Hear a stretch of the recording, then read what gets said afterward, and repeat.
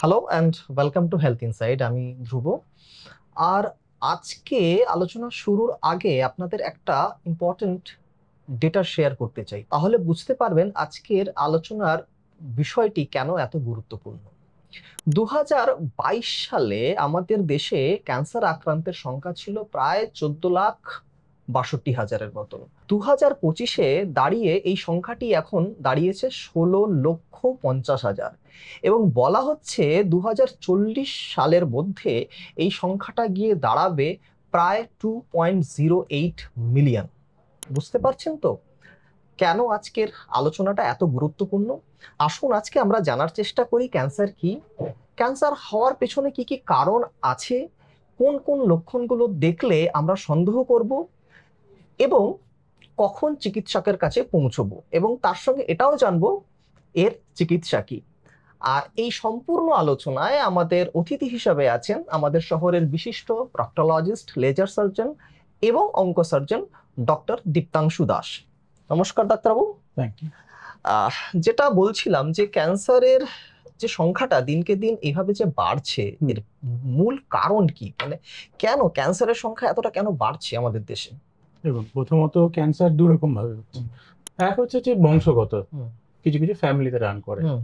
সেটা ছাড়াও environmental factors, খাবারের মানে জিনিসপত্র থেকে কিছু কিছু ইনফেকশনস, তারা পর্যন্ত এখন ক্যান্সার তৈরি করছে। আচ্ছা, ঠিক আছে। স্মোকিং এর থেকে যে কালারস গুলো ইউজ হচ্ছে, বলছি তো, মানে artificial sweeteners, artificial colours, preservatives, even canned food, সেখান থেকেও আমরা হচ্ছে যে দেখছি যে স্টমাক ক্যান্সার হচ্ছে যে খুব হচ্ছে, অনেক বেশি হচ্ছে। যেটা এখনই বলছিলাম, কিছু কিছু infection, in fact HPV infection, even papilloma virus, সেই ইনফেকশনের হচ্ছে যে সেখান থেকে দেখা যাচ্ছে সার্ভাইকাল ক্যান্সার একটা হচ্ছে যে মারাত্মক আকার ধারণ করেছে। রিসেন্টলি আমাদের মানে ইন্ডিয়ান অ্যাসোসিয়েশন অফ পেডিয়াট্রিশিয়ানস থেকে বা আমাদের হচ্ছে যে ন্যাশনাল ইমিউনাইজেশন শিডিউল, সেখানেও হচ্ছে যে এইচপিভি ভ্যাকসিন হচ্ছে যে দেওয়ার হচ্ছে যে সিদ্ধান্ত নেওয়া হচ্ছে নির্বিশেষে, ইভেন ছেলেদেরকেও দেওয়া হচ্ছে।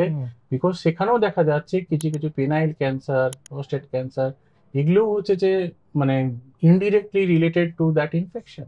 এদের মধ্যে তো অবভিয়াসলি হচ্ছে যে একটা মানে ডিরেক্ট কোরিলেশন আছে, ইভেন ছেলেদের মধ্যে পর্যন্ত দেখা যাচ্ছে জিনিসটা এতটাই মানে মারাত্মক অবস্থাতে এসে যাচ্ছে। ভ্যাকসিনেশনটা এখন শুধু মহিলাদের নয়, এখন ছেলেদের মধ্যেও দিতে হচ্ছে, বলা হচ্ছে। আচ্ছা, এই যে ক্যান্সারের কথা যে আমরা আলোচনা করছি, একজন সাধারণ মানুষ কিভাবে বুঝবেন যে তিনি এই সমস্যায় আক্রান্ত হলেও হতে পারেন? মানে ক্যান্সার তো নানা রকমের ক্যান্সার হয়, আমি ইন জেনারেল কিছু সিমটমস আমি আমাদের দর্শকদের আমি জানাতে চাইছি যে এক্স্যাক্টলি ওরকম ভাবে প্রত্যেকটা ক্যান্সার নিজের নিজের সেট অফ সিমটমস বা নিজের সেট অফ সমস্যা নিয়ে আসে। বাট একটা আমরা জেনারেল জিনিস বলি, that known as the asthenic component. আচ্ছা, ঠিক। আনএক্সপ্লেইনড ভাবে ওজন কমে যাচ্ছে, আচ্ছা, উইকনেস, খেতে ইচ্ছে করছে না, একটা জেনারেলাইজ ফিলিং অফ ডিসকমফোর্ট, মানে সবসময় একটা অস্বস্তি কাজ করছে। আচ্ছা, ঠিক আছে। এগুলোকে আমরা বলি অ্যাস্থেনিক কম্পোনেন্টস। এগুলো হচ্ছে যে একটা সাসপিশনস দেয়। এছাড়া হচ্ছে যে শরীরের কোনো জায়গাতে বা কোনো গাঁট বা কোনো কিছু জায়গা যদি অস্বাভাবিকভাবে বাড়তে শুরু করেছে, কোনো জায়গাতে কোনো স্কিনের মধ্যে কোনো একটা ধরুন র্যাশ বা কোনো কিছু আছে যেটা বহুকাল ধরে ছিল, সেটা সাডেনলি এখন হচ্ছে যে কালার চেঞ্জ হচ্ছে বা বেড়ে যাচ্ছে, বা এরকম হচ্ছে যে sudden out of normal things. আমি কিছুদিন আগে একটা অপারেশন করলাম, একটা রুগী পেয়েছিলাম, তার হচ্ছে টেস্টিসের পাশে এক ধরনের টিউমারের মতন হয়েছে। টেস্টিসের পাশে? হ্যাঁ। আচ্ছা। 3 বছর ধরে সে সেটাকে দেখেছে, বুঝেছে, ফিল করেছে, কিন্তু সেটা নিয়ে কোনোদিন ডাক্তারের কাছে যায়নি। চিন্তা করো, লজ্জা পাচ্ছে, ভাবছে যে ডাক্তারের কাছে গেলে সে দেখাতে হবে। এই 3টে বছর ধরে সে নষ্ট করে যখন আমার কাছে আসছে, সে তখন বলছে যে গত 1 মাস ধরে সাডেনলি নাকি তার একটু ভালো রকম ব্যথা যন্ত্রণা। আচ্ছা। যখন আমরা এমআরআই করে দেখছি, ক্যান্সার অলরেডি লিম্ফ নোডে স্প্রেড করে গেছে। ও মাই গড। তার মানে দোষটা কার? সেটাই। ও যদি 3 বছর আগে থেকে সে কিন্তু জানে যে একটা জিনিস ওখানে হয়ে আছে, আজ থেকে যদি 1 বছর আগে 2 বছর আগেও যদি আসতো তাহলে তো ওই স্প্রেডের অবস্থাতে তো আসতো না। আর ক্যান্সার তো সত্যি কথা বলতে এখন চিকিৎসার যোগ্য, অবভিয়াসলি মানে এখন মানে আগে যেটা ছিল যে ক্যান্সার হয়ে গেল মানে লোকজন ধরে নিত যে আর করার মতন কিছু নেই, কিন্তু এখন যেরকম ভাবে অপারেশনের ডিফারেন্ট মানে প্রসিজার্স হচ্ছে যে অ্যাডভান্স করেছে, ল্যাপ্রোস্কোপিক সার্জারি এসলো, তারপর হচ্ছে যে আমরা এখন রোবোটিক সার্জারি পর্যন্ত করছি, এছাড়াও হচ্ছে যে কেমো রেডিয়েশন ইমপ্রুভ করেছে, হাই প্যাক এসছে, পাই প্যাক এসছে, তো হচ্ছে যে even advance cases of cancer সেখানেও ট্রিটমেন্ট কিন্তু সম্ভব। আমি যেটা সবসময় বলি ক্যান্সার রোগীদের ক্ষেত্রে যে ঠিক জায়গায় যেতে হবে, ঠিক সময়ে যেতে হবে। আমি জানলাম, আমি জাস্ট কিছুদিন আগে আর একটা অপারেশন রিলেটেডই কথা বলছি, পেশেন্টের স্টোমাক ক্যান্সার। আচ্ছা, 3 মাস আগে লোকটি জেনে গেছে যে তার স্টোমাক ক্যান্সার কনফার্ম। আচ্ছা 7 মাস আগে থেকে তার কষ্ট হওয়া শুরু হয়েছিল। আচ্ছা 3 মাস ধরে লাস্ট 1.5 মাস মানে গত 1.5 মাস ধরে সে হোমিওপ্যাথি আর ন্যাচুরোপ্যাথি এইসবের মধ্যে গেল। যখন কিছুদিন আগে আমার কাছে আসছে তখন অলরেডি ক্যান্সার স্প্রেড করে গেছে, পেটের মধ্যে জল জমছে, লিভারে স্প্রেড করে গেছে, আমরা শুধুমাত্র প্যালিয়েটিভ সার্জারি করে রেখে দিতে পারলাম। অথচ সেই মানুষটি যদি আগে আসতেন এবং আপনাদের কাছে, তাহলে প্রচুর সময় থাকতো তাকে সেভ করার, এবং তারও চিকিৎসাটা আজকে হয়তো অন্য রকম হতে পারতো। তিনি আজকে প্যালিয়েটিভ কেয়ারে গেলেন, তিনি তো হয়তো হতে পারতো তিনি সুস্থ হয়ে যেতে পারতেন কমপ্লিটলি। কি বলে যেরকম ভাবে স্প্রেডটা দেখলাম, তো আজ থেকে 3 মাস আগে যখন উনি প্রপারলি জানতে পেরেছিলেন যে ওনার বায়োপসি প্রুভেন ক্যান্সার, এন্ডোস্কোপিতে ওনার ক্যান্সার প্রুফ হয়ে গেছে আজ থেকে 3 মাস আগে, সেই সময় যদি উনি হচ্ছে যে প্রপার অপারেশনের দিকে চলে আসতেন তো পুরোটা হয়তো বার করে দেওয়া যেত।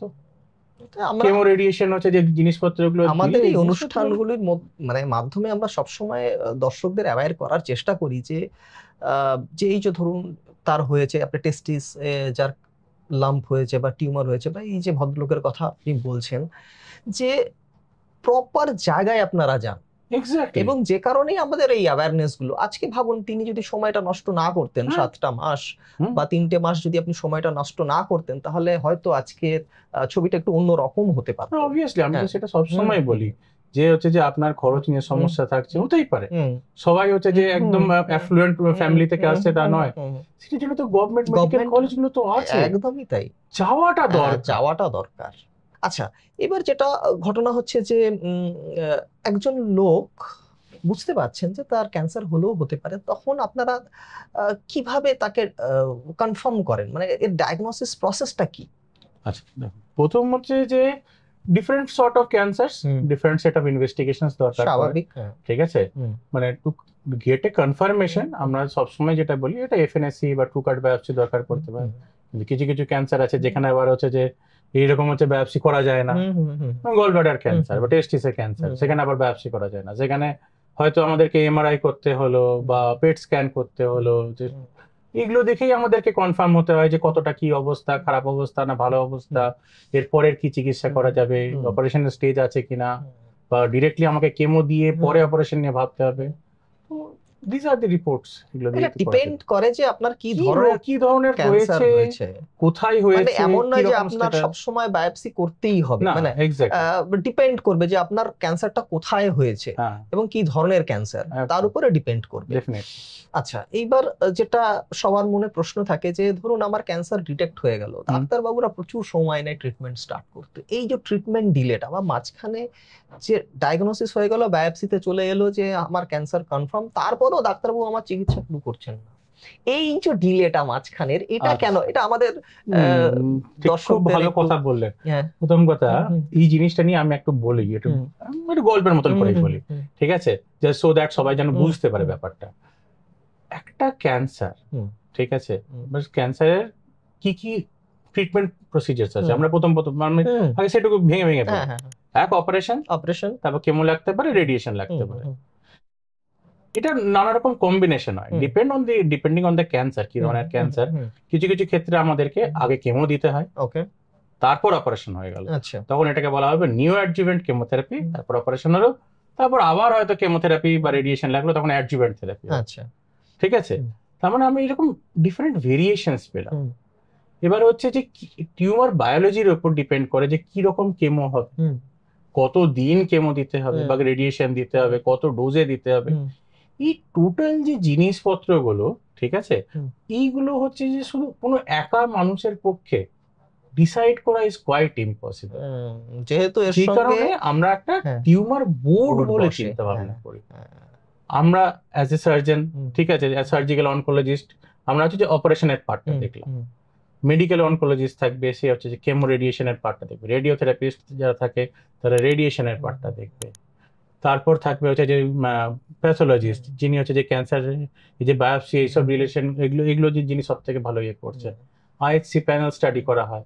এই টোটাল জিনিসপত্র দেখে তারপর একটা ডিসিশন নেওয়া হয়। মানে বিষয়টা এরকম না, মানে ব্যাপারটা লোকজন যেটা ভাবে, আমি একটু ইন্টারাপ্ট করছি, লোকজন ভাবে যে গল ব্লাডারের রিপোর্ট বেরোলো, গল ব্লাডারে স্টোন আছে, আচ্ছা চলো কালকে আমি অপারেশন করে দিলাম। কিন্তু এখানে ব্যাপারটা অত স্ট্রেট কাট জিনিসপত্র না, এরকম প্রত্যেকটা পেশেন্ট আলাদা। এখানে কোনো প্রপার একটা গাইডলাইন নেই যে গল ব্লাডারে স্টোন আছে মানে গল ব্লাডার অপারেশন করতে হবে, হার্নিয়া আছে মানে হার্নিয়ার অপারেশন করতে হবে, সুগারের যদি এত থাকে তো সুগারের ওষুধ দিয়ে দিলাম বাস ঠিক হয়ে গেল। এখানে এত স্ট্রেট কাট গাইডলাইন কিছু হয় না, এখানে প্রত্যেকটা মানুষকে নিয়ে আমাদেরকে ভাবতে হয়। অপারেশন যদি আমি বলি, মানে ব্রেস্ট ক্যান্সার খুব কমনলি হয়, ঠিক আছে, তো এখানে হচ্ছে যে ব্রেস্ট কনজারভেশন সার্জারি বলে এক ধরনের ভারতের মোস্ট মানে ওদের মধ্যে ভীষণ কমন একটা ক্যান্সার, ঠিক আছে, ব্রেস্ট কনজারভেশন সার্জারি আছে। ব্রেস্ট কনজারভেশন সার্জারি কথাটার মানে হলো আমরা অপারেশন করছি, ক্যান্সারের যতটা সম্ভব বার করে দিলাম, কিন্তু ব্রেস্টের হচ্ছে যে as it is shape and size and everything আমরা রেখে দিতে পারছি। কিন্তু এইবার হচ্ছে যে এই ব্রেস্ট কনজারভেশন সার্জারি আমি করলাম এমন একজন মহিলার জন্য, সেই মহিলার হচ্ছে যে বাড়ি, মানে হচ্ছে যে বাড়ি, ধরুন হসপিটাল, সরকারি হসপিটালেই ধরুন অপারেশনটা হলো, তার বাড়ি হচ্ছে যে সেখান থেকে 100 কিলোমিটার দূরে, তার পক্ষে রেগুলার বেসিসে রেডিয়েশন নেওয়া বা ফলো আপে আসা নাও হতে পারে না, একদমই। সেই পেশেন্ট হচ্ছে যে কি বলে ফলো আপে হারিয়ে যেতে পারে, সেই পেশেন্টের আমি ব্রেস্ট কনজারভেশন সার্জারি করবো না, তখন আমি তার কিন্তু প্রপার যেটা হচ্ছে যে পুরো কেটে বাদ দিয়ে অপারেশন, সেই জিনিসটাই করবে। অনেকগুলো বিষয় থাকে, এইটাই হচ্ছে যে ব্যাপার।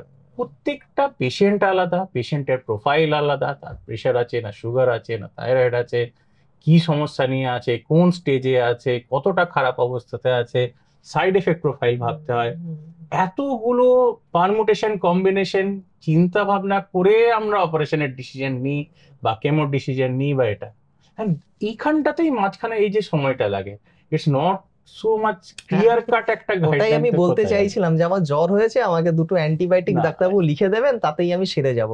এই জিনিসটা তো হয়ে ওঠে না না ক্যান্সারের ক্ষেত্রে, কারণ কি দিস আর মেজর ডিসিশনস, এখান থেকে ফেরত আসার কিছু নেই। আপনার একটা প্রেশারের একটা সমস্যা আছে, প্রেশার বেড়ে যাচ্ছে, আমি আপনাকে XYZ ওষুধ দিলাম, আপনি হচ্ছে 2 দিন পরে এসে আমাকে বললেন যে ডাক্তারবাবু এই ওষুধটা খেয়ে না আমার প্রেশার খুব কমে যাচ্ছে, প্রচুর মাথা ঘুরছে, আমি আপনাকে হাফ ডোজ করে দিতে পারলাম। আমার প্রেশার কন্ট্রোল হচ্ছে না, ঠিক আছে, আমি আপনাকে একটা এক্সট্রা ওষুধ দিতে পারবো, কম্বিনেশন থেরাপি দিতে পারবো। বাট ক্যান্সারে ওয়ান স্টেপ ইজ নেওয়া, মানে নেওয়া, এখান থেকে ফেরত আসার জায়গা নেই, যে কারণে আমাদের চিকিৎসার আগে টাইমটা অনেক বেশি লেগে যায়, ভাবতে হয়, have to be sure about everything. তো পেশেন্টকেও ধৈর্য ধরতে হবে যে ডাক্তারবাবু এখন যদি দেরি করছেন তার মানে নিশ্চয়ই কোনো কারণ আছে, হ্যাঁ, মানে এমন নয় যে আমার ক্যান্সার ধরা পড়ে গেছে ডাক্তারবাবু আমার চিকিৎসা করছে না, মানে আপনাকে বুঝতে হবে যে আপনার ক্যান্সারের ধরন, ক্যান্সার কোথায় আছে, আপনি যেখানে চিকিৎসা নিতে এসছেন সেখান থেকে আপনার বাড়ি কতটা দূরে, আপনি নিয়মিত এখানে ফলো আপে আসতে পারবেন কিনা, অনেকগুলো বিষয়ে থাকে। তো যাই হোক, আমাদের দর্শক বন্ধুদের এটা প্রশ্ন ছিল, তো আমরা আশা করি আপনারা পেয়ে গেছেন এর উত্তর। আচ্ছা, নেক্সট যে প্রশ্নটা করব সেটা হচ্ছে যেটা জানতে চায় যে আমার ধরুন ক্যান্সার হয়েছে, এবার আমি চিকিৎসার জন্য কোথায় পৌঁছবো এবং চিকিৎসাটা অ্যাকচুয়ালি হয় কিভাবে? প্রথমত হচ্ছে যে ক্যান্সার ইউনিটস তো অবভিয়াসলি সব জায়গাতে আছে, ঠিক আছে, প্রত্যেক সরকারি মেডিকেল কলেজগুলোতে ক্যান্সার ইউনিটস আছে, ক্যান্সার সার্জিক্যাল অনকোলজিস্ট আছে, ইভেন প্রাইভেটে আপনি যদি সিম্পল গুগল সার্চ করলে you can find out medical oncologist কারা হয়, সার্জিক্যাল অনকোলজিস্ট কারা হয়। সেরকম ডাক্তারের কাছে গিয়ে পৌঁছাতে হবে। ঠিক আছে, প্রথমেই ক্যান্সার, আমরা আমার ক্যান্সার হয়েছে বলে ক্যান্সারের ডাক্তারের কাছে পৌঁছেছে এরকম আমি আজ অব্দি কোনোদিন পাইনি। যেটা হয় সেটা হলো লোকজন একটা সেট অফ সমস্যা নিয়ে কোনো ডাক্তারের কাছে গেল, হয়তো সে হচ্ছে যে জেনারেল সার্জনের কাছে যেতে পারে, জেনারেল মেডিসিন নিয়ে যারা প্র্যাকটিস করছে তাদের কাছে যেতে পারে, গাইনোকোলজিক্যাল সমস্যা নিয়ে যেতে পারে, নিয়ে তারপর যখন সেই ডাক্তারবাবুরা দেখছেন যে প্রবলেম হচ্ছে, একটা could B A chance of cancer or anything, তারা তখন হচ্ছে যে ক্যান্সার স্পেশালিস্ট যারা থাকে তাদের কাছে রেফার করে। That's the usual way.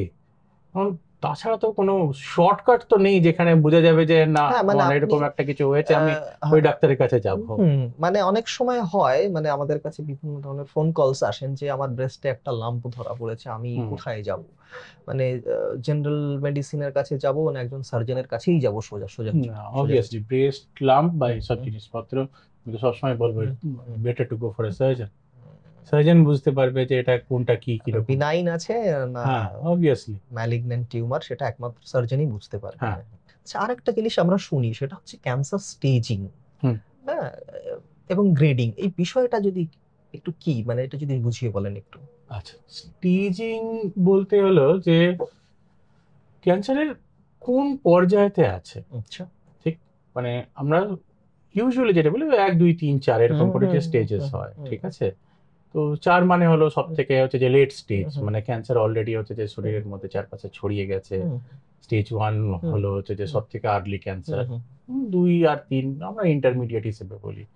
এগুলো যে ডিফারেন্ট সর্ট অফ সিচুয়েশনস এর উপর ডিপেন্ড করে, এক একটা ক্যান্সারের এক এক রকম স্টেজিং হয়। কোথাও হচ্ছে যে সাইজের কত বড় হয়েছে টিউমারটা সেটার উপর ডিপেন্ড করে স্টেজিং, কোথাও হচ্ছে যে লিম্ফ নোড বা লসিকা গ্রন্থিতে এটা ছড়িয়েছে কিনা সেটার উপর ডিপেন্ড করে, বা ওই টিউমারটার চারপাশে অন্যান্য যে জিনিসপত্রগুলো আছে সেখানে টিউমার ক্যান্সার ছড়িয়েছে কিনা তার উপর ডিপেন্ড করে। এগুলোর উপর সবকিছুর উপর ডিপেন্ড করে স্টেজিংগুলো পরপর করা হয়। CT scan, MRI, even PET স্ক্যানও এগুলো হচ্ছে যে আমাদের ইউজ হয় মানে for staging purposes and all. কিছু কিছু ক্ষেত্রে যে স্টমাক ক্যান্সারের সময় আমরা আবার এন্ডোস্কোপি করেও হচ্ছে যে এটার স্টেজিং গুলো করি। আচ্ছা, এই স্টেজিং এর ব্যাপারটা হলো আমাদেরকে দিস আর গাইডলাইনের মতন কাজ করে। আচ্ছা, যে কি রাস্তা ধরে আমি এরপরে চিকিৎসাটা করব। আমি বললাম না যে আমরা একটা বোর্ডের মতন করে একটা ডিসিশন নেই, তো all this things are depends on the stage. যে এখন যে হচ্ছে যে অলরেডি মানে অ্যাডভান্স স্টেজের দিকে চলে গেছে, তাকে আমি যদি হঠাৎ করে বলি যে মশাই আগে অপারেশন করে দেবো, তাহলে তো লাভ কিছু বিশেষ হবে না, কারণ অলরেডি ক্যান্সার বডির মধ্যে স্প্রেড করতে শুরু করেছে। ওইসব পেশেন্ট আমরা করি নিউ অ্যাডজুভেন্ট থেরাপি, মানে হলো যে অপারেশনের আগেই আমরা কেমো বা রেডিয়েশন প্রয়োজন হিসেবে দিয়ে দিলাম। ক্যান্সারের যতটা স্প্রেড হয়েছিল সেই স্প্রেডটা আস্তে আস্তে কমতে কমতে একটা জায়গাতে কনসেন্ট্রেট হয়ে গেল। এরপর যখন আমরা অপারেশন করছি তখন আমরা টোটাল ক্যান্সারের যতটা ম্যাক্সিমাম পসিবল টিস্যু বার করে আনতে পারলাম, রাদার দেন প্রথমের পার্টটাতে যখন যদি আমি একটা যে হঠাৎ করে ঢুকে অপারেশন করতে যেতাম, দেখা গেল যতটা বার করলাম তার বাইরেও দেখা গেল অনেক ছেড়ে দিয়ে চলে আসছে। ঠিক আছে, so that's what staging or grading is. মানে এটা করা হয় এই কারণে আপনাদের চিকিৎসাটা কোন পথে এগোবে সেটা নির্ধারণ করতেই মূলত এটা করা হয়। আচ্ছা, আরো একটা যেটা প্রশ্ন থাকে যে আমার ক্যান্সার থার্ড স্টেজে আছে, আমি ফার্স্ট স্টেজ সেকেন্ড স্টেজের কথা বলছি না, থার্ড স্টেজে আমার ক্যান্সার আছে, এটা কি আমার সেরে যাবে? সেরে যাবে না, এই জিনিসটা যে এখন মানে হচ্ছে যে মাথার মধ্যে হচ্ছে যে মানুষের ঢুকে গেছে, আমি তো এটাই বলবো। ঠিক আছে, আমি কিছুদিন আগে আমি হচ্ছে যে দিল্লিতে ছিলাম, ঠিক আছে, মানে আমার হচ্ছে যে এই ক্যান্সার নিয়ে হচ্ছে যে কাজকর্মের জন্য হচ্ছে যে বাইরে গিয়ে একটু পড়াশোনা এসবের জন্য গেছিলাম, ফেলোশিপের জন্য। আমি ওখানে রেগুলার পেশেন্ট পাচ্ছিলাম যারা হচ্ছে যে সিআরএস প্লাস হাইপেক করছে। সিআরএস মানে হলো সাইটো রিডাকটিভ সার্জারি, হাইপেক হলো অপারেশনের সময় এক ধরনের কেমো দেওয়া হচ্ছে। ঠিক আছে, এই জিনিসগুলো একদম মানে আমরা যদি যেটাকে বলি স্টেজ 4 ডিজিজ তাদের জন্য সেই পেশেন্ট শয়ে শয়ে করছে, সাকসেসফুলি তারা অপারেশনের পর একদম নিশ্চিন্তে বিন্দাস বাড়ি চলে যাচ্ছে। আমরা ওই এক্সাম্পল গুলো দেখি না, ভাবি না, বুঝি না, আর শুধু ভাবি যে স্টেজ 3 মানে আর আমার কিছু নেই। আপনি যে ধরনের সার্জারিগুলির কথা বলছেন, আপনি হাইপ্যাক্টের কথা বললেন, এগুলো কি আমাদের কলকাতা শহরে যে কোনো হাসপাতালে হয়? যে কোনো হাসপাতালে অবভিয়াসলি সম্ভব না। আমি যে প্রথমেই বললাম, ঠিক জায়গায় ঠিক মানুষের কাছে পৌঁছাতে হবে, ঠিক সময় পৌঁছাতে হবে।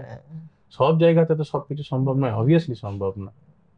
কারণ চিকিৎসা বিজ্ঞানের তো প্রচুর উন্নতি হয়েছে এবং সেই উন্নতির ছোঁয়া এখনো আমাদের কলকাতা শহরে কতখানি পৌঁছেছে এবং কোন কোন জায়গায় পৌঁছেছে সেটা তো সাধারণ মানুষ জানবেন না, যে কারণেই জিজ্ঞাসা করা যে এটা মোটামুটি আমাদের কলকাতায় তো অ্যাভেলেবেল আছে, কিন্তু আপনাকে Obviously available. খুঁজে পৌঁছতে হবে যে কোথায় এই ধরনের ওটাই তো চিকিৎসাগুলো। বললাম যে ঠিক মানুষের কাছে পৌঁছলে রাস্তা পাওয়া যাবে না তা সম্ভব নয়, ঠিক মানুষের কাছে অব্দি পৌঁছাতে হবে।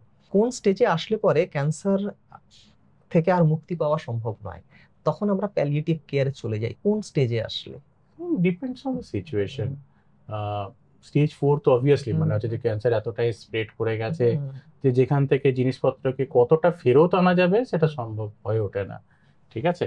তো স্টেজ 4 তো ডেফিনেটলি যখন হচ্ছে যে আমরা দেখি যে ক্যান্সার হচ্ছে যে যেখানে আছে সেটা চারপাশে অন্যান্য জায়গাতেও ছড়িয়েছে, তো তখন হচ্ছে যে আমরা বলি যে প্যালিয়েটিভ থেরাপির হ্যাঁ, দিকে ওটার যেতে, কথাই বলছি যে যে মানে যতটুকু থাকলো ততটুকু যেন বেটার থাকে। এই প্যালিয়েটিভ কেয়ার নিয়ে আমি কটা জিনিস আমি জিজ্ঞাসা করব, সেটা হচ্ছে এই যে প্যালিয়েটিভ কেয়ার যে দেওয়া হয়, এই যে পেশেন্ট গুলো মানে এগুলো কি হসপিটালে এসেই তাদের নিতে হয় নাকি এটা রিমোটলিও সম্ভব? কারণ বহু পেশেন্ট আছে যারা কলকাতায় আসতে পারছেন না, তাদের ক্ষেত্রে কি এটা করা সম্ভব? এক্সাম্পল দিই? হ্যাঁ, দিন। এখানে গল্পের মতন করে বললে না জিনিসপত্রগুলো ঠিক বোঝানোটা ইজি। ঠিক রিসেন্টলি আমি একটা জিআই এন্ডোস্কোপি নিয়ে ফেলোশিপ করলাম। ওখানে আমার পরীক্ষার জন্য যে কেসটা দেওয়া হয়েছিল, যেটা আমার এক্সাম কেস ছিল, সেটা হলো যে অ্যাডভান্সড ক্যান্সার, যে ইসোফেগাসে, আচ্ছা, খাদ্যনালীর এখানে ধরনের অ্যাডভান্স ক্যান্সার হয়ে গেছে, অলরেডি স্টেজ 4। সে পেশেন্টের করার মতন খুব বিশাল কিছু এই মুহূর্তে আর নেই, পেশেন্টও জানে, বাড়ির লোকজনও জানে। তার এখন মেন একটাই সমস্যা, সে খেতেও পাচ্ছে না, কিছুই করতে পারছে না, আর সবসময় সে ব্যথা হচ্ছে, যেটা বাড়ির লোকের কাছে এটা চিন্তার কারণ তো বটেই। খুব জেনুইন একটা সমস্যা। খেতে পারছে না, সে পেশেন্ট একদম মানে লিন থিন হয়ে যাচ্ছে, উইকনেস, সব এভরিথিং। আমরা কি করলাম, এন্ডোস্কোপি মানে হচ্ছে যে মুখ দিয়ে একটা নল দিয়ে যেখানটাতে ক্যান্সারটা আছে সেই জায়গাতে এক ধরনের পাইপের মতো লাগিয়ে দিলাম, সেলফ এক্সপেন্ডিং মেটালিক স্টেন্ট। আচ্ছা, টোটাল জিনিসটাতে ম্যাক্সিমাম সময় লেগেছিল 10 থেকে 15 minute, and it's done. That's palliative care, ঠিক আছে? এবার পেশেন্টটাকে আমরা কিন্তু বললাম যে যাও বাড়ি, অবজারভেশন, আফটার 24 আওয়ার্স অবজারভেশনের পর পেশেন্টটাকে আমরা ছেড়ে দিচ্ছি। তো এটাই হলো বিউটি, যে প্যালিয়েটিভ কেয়ার মানেই যে হচ্ছে যে হসপিটালে এসেই নিতে হবে এমন কিছু ব্যাপার নেই। কিছু প্রসিজার আছে, সেই জিনিসটা করে দেওয়া হলো, অ্যান্ড পেশেন্ট তারপর বাড়িতে গিয়ে নিজের মোটামুটি যতটুকু লাইফ নর্মাল ভাবে লিড করা সম্ভব সেটা করা যেতে পারে। সেরকম ফিডিং জেজুনোস্টমি করা যেতে পারে, এন্ডোস্কোপিক মানে গ্যাস্ট্রোজেজুনোস্টমি করা হচ্ছে এখন, যাতে কি মানে যে স্টমাক ক্যান্সারের জন্য এই জিনিসপত্রগুলো, যাতে হচ্ছে যে পেশেন্ট খেতে পাচ্ছে। আগে তারপর হচ্ছে যে অনেক সময় ক্যান্সারের জন্য জন্ডিস বেড়ে যায়, সেটার জন্য ইআরসিপি স্টেন্টিং করে দেওয়া যেতে পারে, পিটিভিডি করে দেওয়া যেতে পারে। সেটার জন্য যে প্রত্যেকদিন হসপিটালে এসে নিয়ে সে কেয়ার নিতে হবে তা নয়। ইটস এ স্মল প্রসিজার, যেটা করে দেওয়া হলো পেশেন্টটা যাতে মোটামুটি নর্মাল লাইফে থাকতে পারে। স্টেজ 4 মানে হচ্ছে যে ক্যান্সার জিতবে, এটা নিয়ে মাঝের কিছু অপশন নেই, অলরেডি ইটস লেট। আমরা কিছুদিন আগেও একটা পেশেন্ট পেয়েছিলাম, মানে ইনফ্যাক্ট পেশেন্ট এখন অলরেডি অ্যাডমিটেড আমার আন্ডারে জায়গাতে। তার হচ্ছে দীর্ঘ 12 বছর ধরে পাইলসের সমস্যা, রেগুলার বেসিসে তার হচ্ছে যে ব্লিডিং আসে। প্রথমত হচ্ছে যে খাবার দাবার কন্ট্রোল করে চললো, তারপর মানে তার ভাষাতেই বলছে কিছুদিন খাবারের কন্ট্রোলে ঠিক হলো, তারপর আয়ুর্বেদ চলেছে, তারপর হচ্ছে যে বাড়ির নানা রকম নুস্খা চলেছে। এরপর হচ্ছে পেশেন্টের যখন হচ্ছে যে হুড়মুড়িয়ে ব্লিডিং শুরু হলো, তখন উনি হচ্ছে যে কিছুদিন আগে ভর্তি হলেন, ব্লাড ফ্লাড দেওয়া হয়ে কোলোনোস্কোপি যখন করা হচ্ছে তখন দেখা যাচ্ছে ওখানে অলরেডি একটা খারাপ জিনিস এসে গেছে। বায়োপসি এখনো আসেনি, কিন্তু অ্যাটলিস্ট এত বছর ধরে এইটুকু এক্সপিরিয়েন্স হয়ে গেছে যে জানি যে হ্যাঁ এটা কি গল্প আছে। আচ্ছা, আরো একটা জিনিস, আপনি তো বহু ক্যান্সার রোগীদের আপনি চিকিৎসা করেন, তারা তো একটা কমন সমস্যা তাদের মধ্যে থাকে, সেটা হচ্ছে তারা ডিলে করে আসেন ডাক্তারবাবুর Obviously. কাছে। এবং এছাড়া আর কি কি ধরনের সমস্যা বা ত্রুটি এই পেশেন্টদের তরফ থেকে আপনারা দেখতে পান বা আপনাদের চোখে পড়ে, যেগুলো আমার মনে হয় সব থেকে বড় প্রবলেম হুম, সেটা হলো বিলিফ। আচ্ছা, ঠিক আছে, হুম, আমার ক্যান্সার হয়েছে বলছে, হুম। আমার বাবার সুগার নেই, প্রেশার নেই, কিছু নেই, আমার মায়ের কোনো কিছু হয়নি, আমার নাকি ক্যান্সার হয়ে গেছে, বললেই হয়ে গেল, মেনে নেবো। মেনে নেওয়াটা কষ্ট। That's the most common problem. এটা হলো সব থেকে বড় প্রবলেম যেটা আমরা ফেস করি, বিশ্বাস। বাড়ির লোকে আমরা হচ্ছে যে অনেক সময়, যেটা আমি সবসময় প্রেফার করি, সেটা হলো আমরা পেশেন্টকে ডিরেক্টলি কোনো কিছু বলি না, প্রথমে বাড়ির লোককে বলি।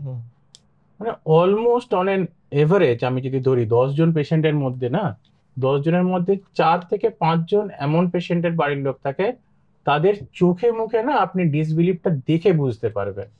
তাদের প্রথম একটা মাথায় আসবে যে এ তো খুবই কম বয়স্ক লোক, এ তো কিছুই জানে না, ভুলভাল বলছে। কিছু জনের মাথায় চলবে যে হচ্ছে যে এই ঠিক পয়সার জন্য হচ্ছে যে উল্টো পাল্টা হচ্ছে যে বোঝাবার চেষ্টা করছে। এই করেই সব থেকে বড় বারোটাটা নিজেরাই নিজেদের বাজায়, ডিসবিলিভ। ওরা বিশ্বাস করতে চায় না যে তাদের বাড়িতে বা তাদের প্রিয়জনের একটা এরকম রোগ হয়েছে। এটা হলো প্রথম জিনিস। আর সেকেন্ড জিনিস হচ্ছে যে একটা বিশাল বড় হচ্ছে যে আমাদের মানে অ্যাটলিস্ট বাঙালিদের মধ্যে একটা ধারণা আছে যে হচ্ছে যে সব কিছুর ভালো চিকিৎসা শুধুমাত্র হচ্ছে চেন্নাই আর ভেলোর আর ব্যাঙ্গালোর আর বোম্বেতে হয়, অন্য একদিন একটা আলোচনা করব যে এটা চিকিৎসা হয় না। তারা বিশ্বাস করলে নিল যে সবকিছু বুঝলো, করলো, নিয়ে তারপর চলো তল্পি তল্পার গুটিয়ে নিয়ে 1 মাস 2 মাসের জন্য হচ্ছে যে তারা হচ্ছে যে পাড়ি দিল অন্য জায়গায় নিয়ে। এবার হচ্ছে যে যতক্ষণে সে চিকিৎসাটা পৌঁছালো হয়ে গেল, যেটা হয়তো স্টেজ 1 ছিল সেটা আপ স্টেজ হয়ে গেল।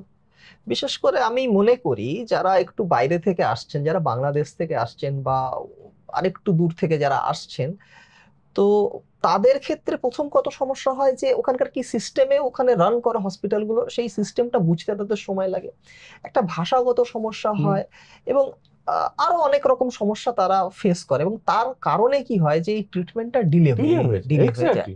যেটা আপনি ধরুন আপনি যদি কলকাতায় আসেন, মানে আমি বলছি না যে আপনাকে কলকাতাতেই আসতে হবে, মানে আমি বলছি যদি আপনি কলকাতায় আসেন, প্রথম কথা হচ্ছে আপনার বাড়ির কাছে, আমি যারা ওপার বাংলায়, আমাদের তো প্রচুর দর্শক ওপার বাংলা থেকেও দেখেন, তো কি হয় প্রথম কথা হচ্ছে ভাষাগত জটিলতা থাকে না, খাদ্যাভ্যাস একই রকম, এখানকার মানুষ অনেকটা হেল্পফুল। তো আমার মনে হয় এই এবং চিকিৎসার যে মানে ব্যবস্থাটা, মানে সিস্টেমটা বুঝে নিতে তাদের খুব সহজ হয়, কারণ প্রত্যেকেই বাংলায় কথা বলে, আপনারাও বাংলায় কথা বলেন। তাহলে কি হয় যে চিকিৎসাটা কিভাবে এগোবে আপনারা দ্রুত জানতে পাচ্ছেন, কবে থেকে হবে, কি সিস্টেম আছে, সমস্ত কিছুটাই আপনারা আগে ভাগে জেনে নিলেন, মানে দেরিটা হয় না। যেটা হয় যে আপনি ওখান থেকে চেন্নাই উড়ে যাচ্ছেন, সেখান থেকে আবার বাসে যাচ্ছেন, একটা হোটেল খুঁজছেন, পুরো যে প্রক্রিয়াটা মানে সেটেল হতে হতে ঘুরে ফিরে লাভের থেকে ক্ষতিই বেশি হয়। যাই হোক, সেটা অন্যদিন আলোচনা করব আমরা। আচ্ছা, এইবার যেটা ঘটনা হচ্ছে যে সবটাই তো আমরা বুঝলাম, কিন্তু ঘটনা হচ্ছে যে এই যে ক্যান্সার আগামী দিনে তো একটা মহামারীর আকার ধারণ করতে চলেছে, যেটা আমি অলরেডি বলেছি যে ভারত অলরেডি 3 নম্বর পজিশনে আছে চায়না আমেরিকার পর। তো ঘটনা হচ্ছে এগুলো থেকে আমাদের বাঁচার উপায় কি, মানে এটার কি কোনোভাবে আমরা প্রিভেন্ট করতে পারি? সব ক্যান্সার প্রিভেন্টেবল তো নয় অবভিয়াসলি, কিন্তু কিছু কিছু জিনিসপত্র আছে যে লাইফস্টাইল মডিফিকেশনস বেসিক্যালি, সেগুলো দিয়ে you can have a healthy lifestyle. Healthy lifestyle যদি আপনি হচ্ছে রেগুলার এক্সারসাইজ, খাবার দাবারের প্রপারলি হচ্ছে যে নিয়ম করে খাবার দাবার খাওয়া, স্মোকিং ড্রিঙ্কিং এগুলো থেকে দূরে থাকা, definitely this are good things. আপনার জেনারেল লাইফ যেরকম ইমপ্রুভ করবে, ক্যান্সার বা এইসবের হচ্ছে যে প্রপেন্সিটিও ডেফিনেটলি ডিক্রিজ করবে। এটাই হচ্ছে যে মেইন জিনিস, মানে খারাপ জিনিসের থেকে দূরে থাকা। ডেফিনেটলি ওরকম ভাবে আপনি কটা জিনিস থেকে, মানে কেউ মানে ইটস কোয়াইট ইম্পসিবল, মানে যে স্কিনের ক্যান্সারের জন্য যেটা বলে যে সানলাইট হচ্ছে যে একটা হচ্ছে যে সিগনিফিক্যান্ট কজ, তার মানে কি আমি সানলাইটের থেকে সানলাইট আমি তাহলে আমি কি নিশাচর প্রাণী হয়ে যাব? আমি আর দিনের বেলাতে ঘর থেকেই বেরোবো না? It's quite impossible. সেক্ষেত্রে তো আর ভিটামিন ডি ডেফিসিয়েন্সি হয়ে যাবে। তাহলে আপনি প্রিভেন্টিভ থিংস করতে পারেন। আর যারা হচ্ছে যে প্রচুর বেশি হচ্ছে যে বাইরে সানলাইটের মধ্যে যাদেরকে কাজ করতে হচ্ছে, হয়তো একটু সানস্ক্রিন ইউজ করলো বা একটু ছাতা ইউজ করলো। আরেকটা জিনিস জিজ্ঞাসা করি আপনার কাছে, মানে আমি বলছি ভয়াবহতার নিরিখে আপনি কোন 5টি ক্যান্সারকে সবার উপরে রাখছেন? মানে ডেডলি বলতে চাই? ডেডলি, হ্যাঁ। সব থেকে আগে আমার মানে traumatic experiences comes in oral cancer. Oral cancer very common. Maximum হচ্ছে যে মানে লোয়ার সোশিও ইকোনমিক স্ট্যাটাস বা মিডল সোশিও ইকোনমিক স্ট্যাটাসের লোকদের মধ্যে হয়। আর হচ্ছে যে এতটাই প্রকট হয় না, মানে ডিভাস্টেটিং টু দি মানে patient, devastating to the family and তার চারপাশে যতজন আছে। তারপর যদি বলতে হয় ভয়াবহতার দিক দিয়ে, মানে the cervical and ovarian cancer, gynaecological cancer, very much deadly. Timely চিকিৎসা না হলে খুব তাড়াতাড়ি ওরা আপস্টেজিং হয় অ্যান্ড থিংস গেট ব্যাড। তারপর আসে ব্লাড রিলেটেড ক্যান্সার, খুব সাটল সাইন্স, যতদিনে বোঝা যাচ্ছে ততদিনে অলরেডি জিনিসপত্র অ্যাডভান্স হয়ে গেছে। তারপর আসছে lungs cancer, treatment options very limited, বা যতটুকু আছে আমাদের এখানে সেই হিসেবে still we are in a very, মানে একদম যদি লাং ক্যান্সার একটা বই হয় তাহলে আমরা হয়তো প্রথম পাতাতেই এখনো অলরেডি আটকে আছি, এখন আমরা সেরকম ভাবে এগিয়ে উঠতে পারিনি। এরপর অ্যাজ এ হোল 5 নম্বর আমি টোটাল জিআই ক্যান্সার গুলোকে বলবো। আচ্ছা, জিআই ক্যান্সার মানে গ্যাস্ট্রোইন্টেস্টাইনাল ক্যান্সার। এখানে জিনিসপত্রগুলো বোঝাও যায়, চিকিৎসা করাও হচ্ছে যে সম্ভব, কিন্তু এই ঠিক সময় মতন আসলে ঠিক জায়গাতে পৌঁছালে জিনিসপত্রগুলো that can be tackle down. তো অনুষ্ঠানের আমরা শেষ পর্বে আমরা চলে এসেছি, তো আমাদের যারা ভিউয়ার্স আছেন তাদের উদ্দেশ্যে আপনার কি বলার থাকবে?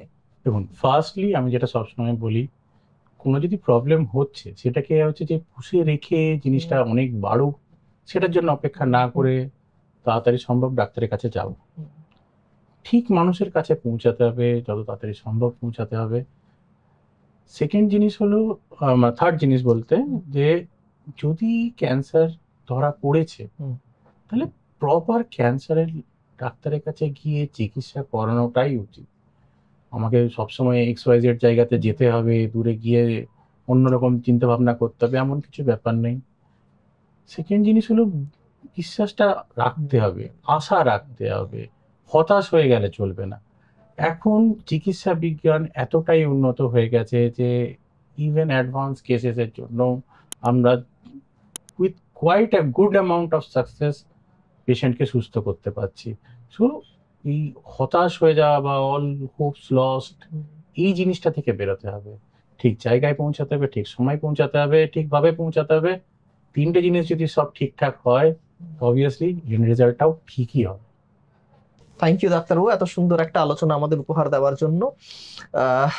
ক্যান্সার নিয়ে আশা করি যে সমস্ত তথ্যগুলো তুলে ধরা দরকার ছিল আমরা সেটা চেষ্টা করলাম। এরপরেও যদি আপনাদের কোনো প্রশ্ন থাকে বা জিজ্ঞাসা থাকে, আপনারা অনায়াসে আমাদের সঙ্গে যোগাযোগ করতে পারেন। কমেন্ট বক্সেও আপনারা আপনার প্রশ্ন লিখে জানাতে পারেন।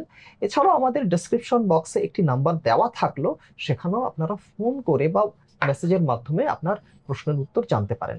আজ এ পর্যন্তই, আবার দেখা হবে অন্য কোনো দিন অন্য কোনো এপিসোডে। নমস্কার। Thank you.